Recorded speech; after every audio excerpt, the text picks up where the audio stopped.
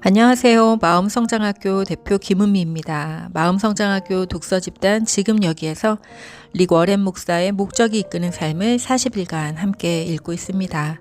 오늘은 13일째 하나님을 기쁘시게 하는 예배, 예배의 특징 4가지에 대해서 알아보도록 하겠습니다.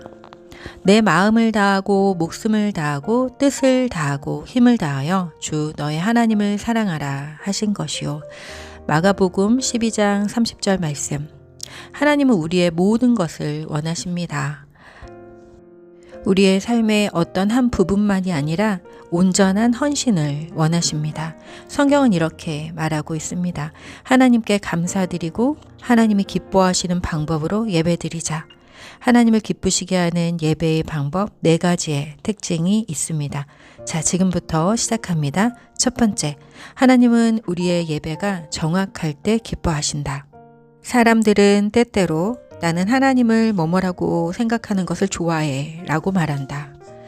우리가 대하기 편하고 모든 사람들이 받아들일 수 있는 하나님의 이미지를 만들어 그것을 예배할 수는 없다. 그것은 우상 숭배다. 예배는 말씀의 진리의 바탕을 두어야 한다. 예수님은 사마리아 여인에게 말씀하셨다. 아버지께 참으로 예배드리는 자들은 신령과 진정으로 예배할 때가 오나니 곧 이때라. 아버지께서는 이렇게 자기에게 예배하는 자들을 찾으시느니라. 요한복음 4장 23절 말씀. 진정으로 예배드리는 것은 성경에 거짓 없이 드러나신 분으로서 하나님을 예배하는 것을 의미한다. 하나님을 기쁘시게 하는 예배 두 번째는 하나님은 우리의 예배가 진실할 때 기뻐하신다. 영으로 예배하라. 이때의 영은 성령을 의미하는 것이 아니라 우리의 영을 뜻한다. 예수님이 내 마음과 영혼을 다해 하나님을 사랑하라고 말씀하셨을 때 그분은 예배가 진정으로 마음에서 우러나와야 한다는 의미로 말씀하셨다. 바른 말을 하는 것보다는 그것이 진심으로 하는 말이어야 한다는 것이다. 그렇기 때문에 마음이 없는 찬양은 찬양이 아니다. 그것은 가치 없는 것이고 하나님에 대한 모욕이다. 성경은 또 이렇게 말한다. 사람은 외모를 보거니와 나 여호와는 중심을 보느니라. 예배가 하나님 안에서 기뻐하고 하나님을 즐기는 것이기 때문에 우리의 감정과 연관이 있다. 하나님은 우리가 깊은 감정을 가지고 예배를 드릴 수 있도록 우리에게 감정을 허락하셨다. 하지만 그 감정들은 조작된 것이 아닌 진정한 것이어야 한다. 예배는 진정한 것이어야 하고 정확해야 한다. 하나님을 기쁘시게 하는 예배는 감정적인 동시에 교리적이다. 우리의 마음과 머리를 모두 사용해야 하는 것이다. 예배를 드릴 때 가장 큰 방해 요소는 바로 우리 자신인데 이것은 다른 사람들이 우리에 대해 어떻게 생각하는지에 대한 관심과 걱정이다. 크리스천들이 하나님을 찬양하는 가장 적절한 방법에 대해 다른 의견들을 가지고 있는데 성경에는 많은 찬양 형태들이 나와 있다. 고백, 노래, 큰 소리로 외치기, 공경의 마음을 가지고 서 있기, 무릎 꿇기, 춤, 간증, 악기 연주, 손 높이 들기 등 이러한 찬양의 방법은 그 중에 몇 가지일 뿐이다. 하나님은 우리를 독특하게 만드셨고 그 독특하게 만드신 스타일에 맞게 우리는 하나님을 찬양할 수 있다. 릭 워렌 목사의 친구 게리 토마스는 자신의 책 거룩한 길에서 이렇게 말하고 있다. 자연주의자들은 자연 속에서 하나님에 대한 사랑을 가장 크게 느끼고 감각주의자들은 그들의 감각으로 하나님을 사랑하는데 청각뿐 아니라 시각, 미각, 후각 그리고 촉각을 모두 사용하는 아름다운 예배를 드린다. 전통주의자들은 의식, 성찬식, 상징 그리고 변하지 않는 구조 등을 통해 하나님께로 가까이 가고 금욕주의자들은 고독과 단순함 속에서 하나님을 사랑하는 것을 선호한다. 행동주의자들은 악과 맞서고 불의와 싸우며 세상을 더 나은 곳으로 만들기 위해 노력함으로써 하나님을 사랑하고 박애주의자들은 다른 사람들을 사랑하고 그들의 필요를 채워줌으로써 하나님을 사랑한다. 열정적인 사람들은 찬양을 통해, 또 묵상하는 사람들은 기도를 통해서, 그리고 지식인들은 공부함으로써 하나님을 사랑한다. 예배를 드리고 하나님과 친밀한 관계를 만들어가는 데 있어서 모든 사람에게 맞는 방법은 없다. 한 가지 확실한 것은 하나님이 의도하지 않으시는 사람이 되려고 노력해서는 하나님께 영광을 돌릴 수 없다는 것이다. 하나님이 찾는 사람들이 바로 이런 사람들이다. 하나님 앞에서 그리고 예배 가운데 단순하고 정직한 자신의 모습으로 있는 사람들. 단순하고 정직한 자신의 모습으로 있는 사람들.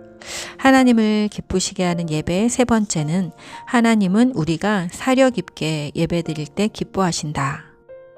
예수님은 신약 성경에서 내 마음을 다해 하나님을 사랑하라고 4번이나 반복해서 말씀하셨다. 우리가 마음을 다해 예배하지 않는 이상 예배는 의미 없는 행동 또는 빈 감정밖에 되지 않는다. 이것이 예수님이 중언부언이라고 말씀하신 바로 그 문제다. 성경적인 어휘도 가용하면 지겨운 상투적인 표현이 될 수 있는데 그 의미를 생각하지 않고 쓰기 때문이다. 찬양, 할렐루야, 감사, 아멘 이라는 단어를 사용하지 않고 하나님께 찬양을 드려보라.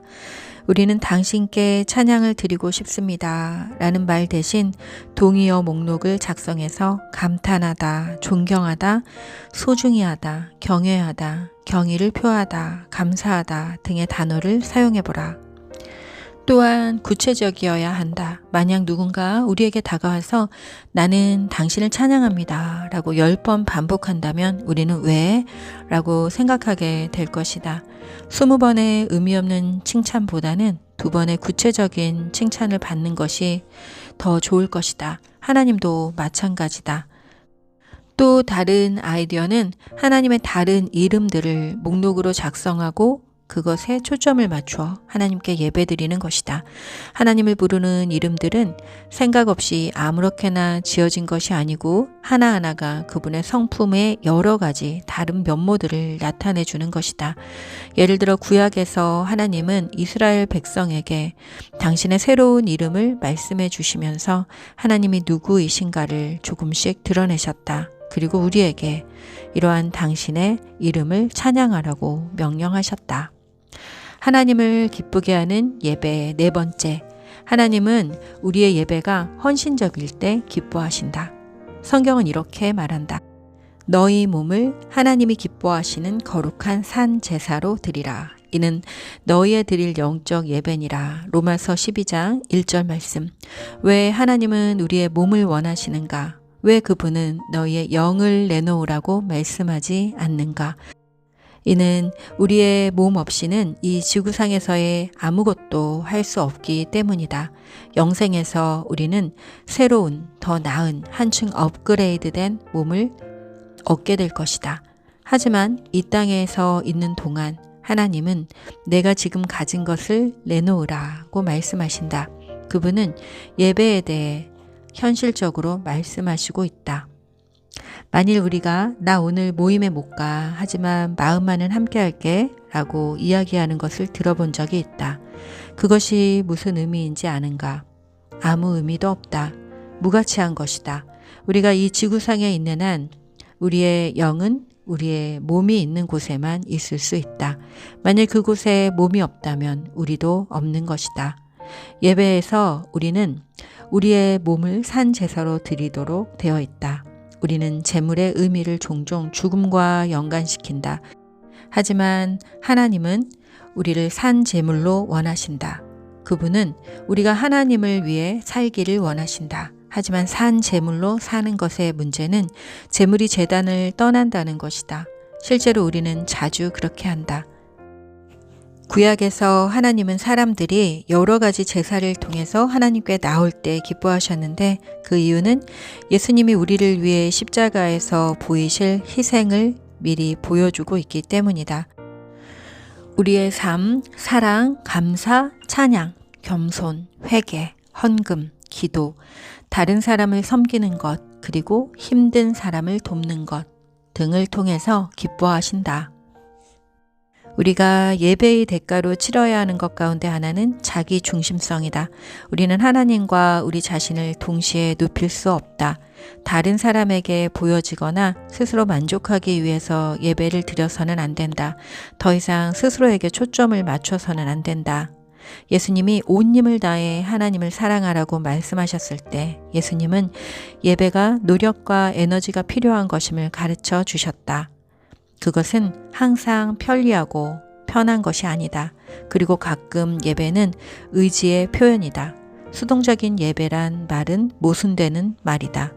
그럴 수 없는 상황에서도 하나님을 찬양할 때, 피곤하지만 예배를 드리러 가기 위해 일어났을 때, 또는 지쳐있지만 다른 사람들을 도울 때 우리는 하나님께 예배의 제물을 드리는 것이다. 그것이 하나님을 기쁘시게 한다.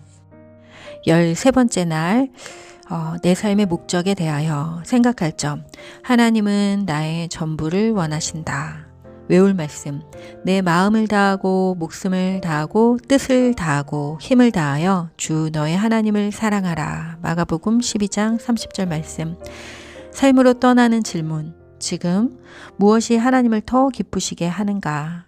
다른 사람들과 함께 드리는 예배인가? 나의 개인적인 예배인가?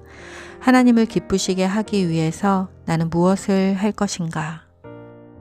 오늘 나눈 말씀 중에서 하나님은 우리를 독특하게 만드셨고, 그래서 우리가 하나님을 찬양하고 예배할 때조차도 단순하고 정직한 자신의 모습으로, 있는 그대로의 모습으로 하나님을 찬양할 때 기뻐하신다고 말씀하고 계십니다. 우리의 삶 가운데 주신, 우리가 태어날 때부터 가지고 태어날 수 있게 주신 우리의 달란트, 우리의 생김새, 우리가 배운 것들, 또 우리가 은혜 받는 가운데 만나고 또 경험한 모든 것들, 그것들을 통해서 우리는 하나님을 기쁘시게 하는 예배를 드릴 수 있다고 생각합니다. 단순하고 정직한 모습으로 주님께 구체적으로 구하고 나의 마음 깊은 곳에서 올라오는 나만의 그 감정이 담긴 그 단어들을 사용하여 하나님을 찬양하고 또 감사할 때 그러한 예배를 기뻐하시는 우리 하나님, 40일간의 여정을 통해서 하나님과 더욱더 친밀한 관계를 맺으시고 주시는 말씀과 지혜 안에서 순종함으로 인하여 여러분에게 허락하시고 또 가게 하시는 그 길을 보시기 바랍니다. 오늘 이야기는 여기까지입니다. 저는 또 내일 뵙겠습니다. 여러분 평안하세요. 샬롬.